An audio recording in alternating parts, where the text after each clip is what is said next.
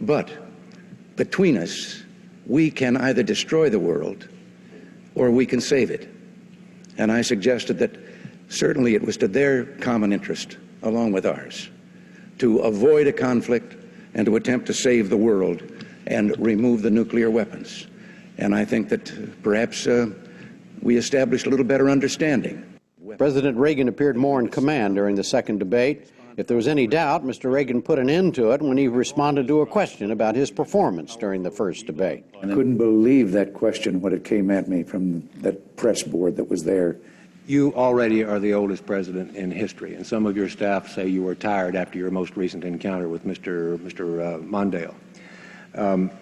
I recall yet that President Kennedy had to go for days on end with very little sleep during the Cuba Missile Crisis. Is there any doubt in your mind that you would be able to function in such circumstances?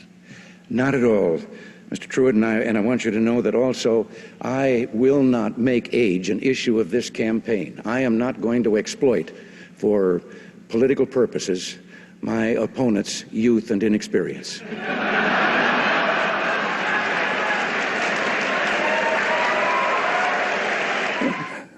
Was that one you were laying for? I mean, I never thought about it coming out. That was really off the top of my head. Yeah. Was that when you knew you were in trouble? When he got the audience with that. Yeah.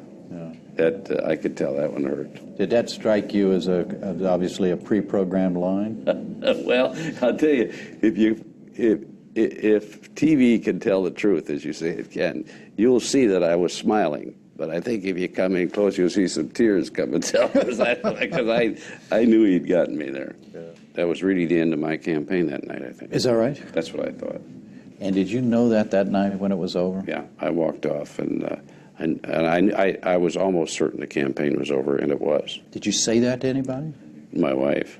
If you were willing to go after him on that issue in the debate, in the second debate, on whether or not he was losing it or not, whether or not he had the capacity, the mental capacity to function as president, would that have hurt you in the long run more than it would hurt him? First of all, I would never have done it. Right. I just am not that kind of politician. Secondly, I think people say, here's a mean man, and this is a personal below-the-belt thing, and I'm not going to vote for a person like that, and I think I would have been spanked.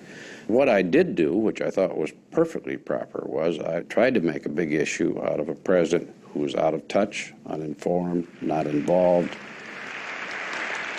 because I thought there was abundant evidence of that.